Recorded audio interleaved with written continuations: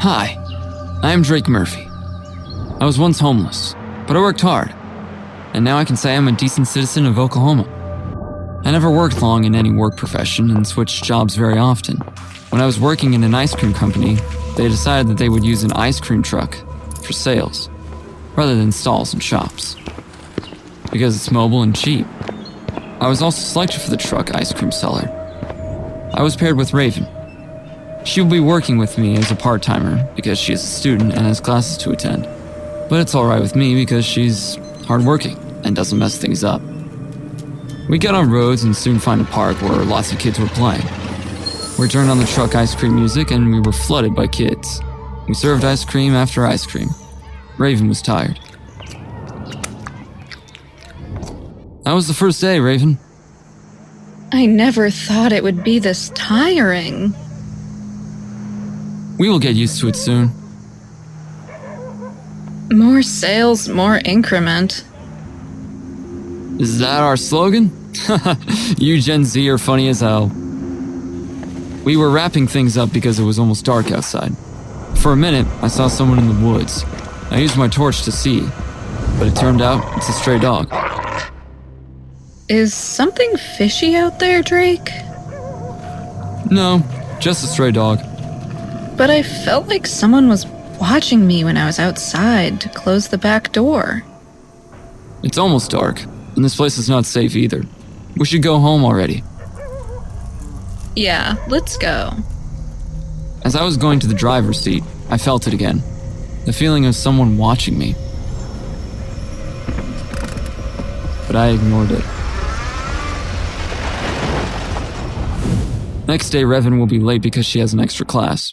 So I was alone, and to be honest, the work was too much for a single person. Also, it was after school hours, and after giving ice cream to every kid, I shut down to have lunch in a nearby bench. I saw a kid not more than 7 years old. He was standing half behind the tree on my side. His back was facing me, but I could see he was very dirty. His clothes were all muddy, as well as his hands, like he was digging in something. I tried to call to him to see if he needed any help. Hey kid, need any help? He doesn't reply to me. So I stood up, but he was looking down and not moving. He was in the shadow of the tree, so it's dark, and I can only see from his mouth from my angle. It's okay if you're not comfortable talking. He moved his head in yes. Are you hiding from your mom? He moved his head in no. I was puzzled and thought to give him a free ice cream. Wait here, I have something for you. I smiled and left to bring him an ice cream.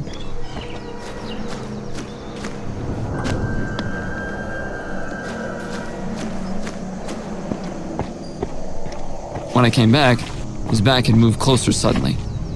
Drake! I jumped and turned around and found Raven with a confused expression. Raven, you scared me. Sorry, but what were you doing here with the ice cream in your hand? Oh, this kid looks sad to me, so I'm offering some ice cream to cheer him up a little. What kid? Where? Here. I turned around and saw there was no one. Drake, maybe you are tired because of working alone this afternoon. Go and rest. No, he was there. I talked to him before you came. Maybe he left when we were talking to each other. Well, let's open the shutter. Yep. We were busy for the entire evening and left when the darkness captured the sky. When we reached my apartment, I couldn't stop rewinding the boy with muddy hands. The next day, after roaming around in the city, we again stopped in the same park, at the same spot, because now kids and adults know this spot as an ice cream truck spot. We stood there to wait for our customers, and I saw him again. This time he was sitting on the bench with his head down until his neck was showing. I was about to go and talk to him, but it's a very rush hour, and I can't leave Raven to handle them alone. Occasionally I peek over to see him. What are you looking at? Oh, the kid from yesterday. He's sitting on the bench. I want to check on him, but it's rush hour. Where? On the bench. Duh. Really? I must be blind then. I looked, and she was right. There is no one. I'm going to the washroom. She rolled her eyes and left. She's being moody and giving me attitude lately. I started working again, and suddenly I saw a very dirty hand with $1 in hands. I nearly had a heart attack and said, "Jesus Christ! You scared me, kid." Sorry, Drake. So you can talk. Well, what do you want? We have vanilla, chocolate, and strawberry.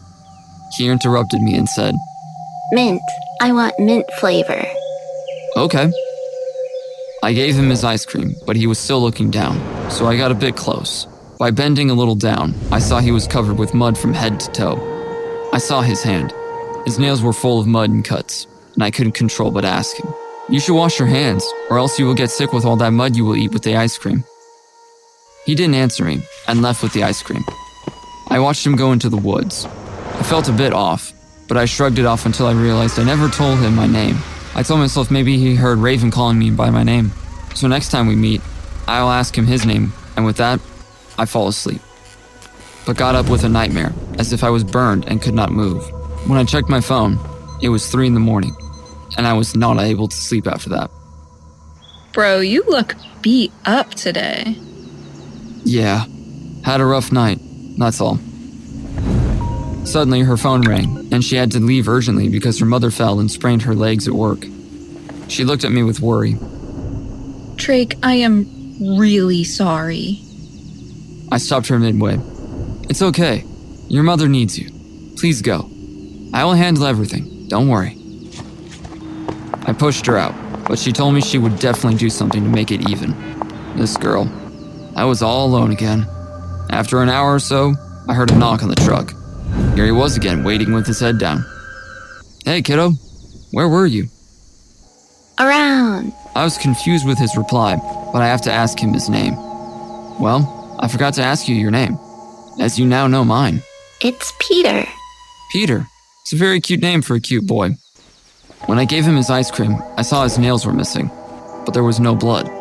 I was concerned and thought to do something. "You are hurt. Where are your mom and dad? Are they around?" She came to see me. I frowned. "Who?" My mom. Some high school girls approached the truck, and Peter was waiting for me to serve them. I gave them their order and asked him, "Where's your dad?" Mom hide me from him. "Hide you from him? How?" In the woods. Under the mud. I was beyond shocked by his statement. Some more people approached for ice cream, but I wanted to know how. But Peter was not willing to stay more as I was busy with work. I saw him going inside the woods. I want to follow him, but Raven was not here today. I will follow him tomorrow, I told myself. The next day before getting busy, I went inside the woods to see if he was there. I don't go deep because he is just 7 or 8 years old. He can't go this deep. I came back to see him sitting beside my truck. When I approached him, he stood up. When I saw someone, he was going behind. It was like he was following her. I followed him as well. She was going deeper and deeper. I was hiding and following them. Suddenly, she stopped in front of her tree. She touched the ground and walked back outside, out of the woods, out of the park. She came to see me. Goodness, you scared me. Who is she? My mom. I have so many questions, but I was blank right now. So me and Peter went near the truck. I gave him his mint ice cream, and he was going inside the woods again. This time I followed him. He also went deep until he stopped at the same tree. He dug a hole. His nails were all gone, and he looked more pale and dirty. When he finished digging, he put the ice cream in it and stood up. I asked him, "Why are you putting your ice cream here?" He turned around, and for the first time Peter lifted up his face towards me on that warm summer evening. I felt a gush of cold wind shivering down. I saw 2 hollow sockets, no eyeballs. He was not sad, angry, or upset. He was just there, watching me and my reaction. I want to go home, but no matter how much I dig to come out, I always end up here. Peter, you're dead. No, Mom. Hide me here so my dad cannot find me. She comes to meet me often, but can't see me. Dark, hollow eye sockets stared at me. A painful expression appeared on his face. I fell to the floor with a huge shock. My mouth opened in shock, and my heart stopped in fear. Sweat appeared on my forehead as I tried to make out what just happened a few seconds earlier. I can't explain why I was crying for him. This boy was so innocent for this world, His soul is trapped here. His own mother killed him and buried him alive. That's why his nails were missing. I was sobbing so hard, and Peter just looked at me and sat on the ground. I told myself that I'd give him justice and made a plan. First, I told Revan everything. She does not believe me, but agreed to do it for me. To catch his mother, we waited until she visited him again. I already dug up the ground from the same place she buried Peter in. When she saw it, she got scared and started filling it up with her hand. I clicked her picture, and when she was doing that, I called the cops. When the police arrived, she tried to run, but Raven and I tackled her down. As they dug, they found a corpse of Peter rotting. Cops also called Peter's dad, came sobbing hysterically. Peter was looking at his dad with sadness. I approached him.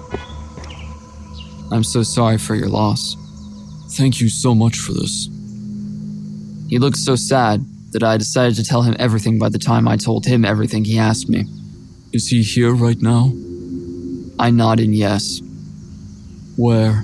On the bench, waiting for you to say goodbye. I was also crying. We said goodbye to him. He told me to say he never hated his father, and I told Henry Peter's word.